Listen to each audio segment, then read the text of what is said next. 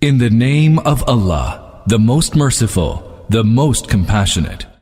The indubitable event. And what is that indubitable event?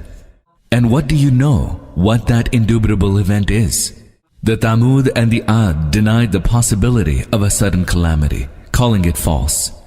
Then the Thamud were destroyed by an awesome upheaval, and the Ad were destroyed by a furiously raging windstorm, which he let loose upon them for 7 nights and 8 days in succession, so that if you had been there, you might have seen people lying prostrate, as though they were uprooted trunks of hollowed palm trees.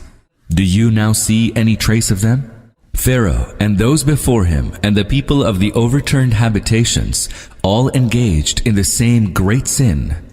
They did not follow the messenger of their Lord, and so he seized them with a severe grip.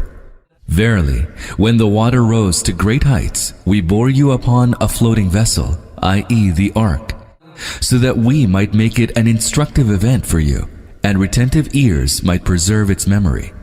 So when the trumpet is blown with a single blast, and the earth and the mountains are carried aloft and are crushed to bits at one stroke, on that day shall that indubitable event come to pass, when the sky will be rent asunder, the grip holding it together having loosened on that day. And the angels will stand on the sides, with 8 of them bearing aloft the throne of your Lord on that day. That will be the day when you shall be brought forth before Allah, and no secret of yours shall remain hidden. On that day, he whose record is given to him in his right hand will say, Lo, read my record. Verily, I was sure that I would be handed over my account. Then he shall find himself in a life of bliss, in a lofty garden, the clusters of whose fruit will be hanging low to be within reach of the inmates of paradise.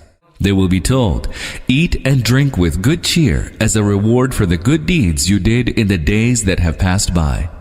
As for him whose record will be given to him in his left hand, he will exclaim, Would that I had never been given my record, and had not known my account.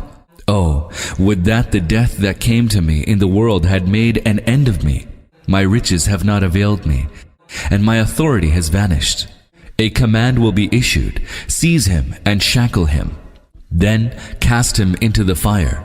Then fasten him with a chain 70 cubits long.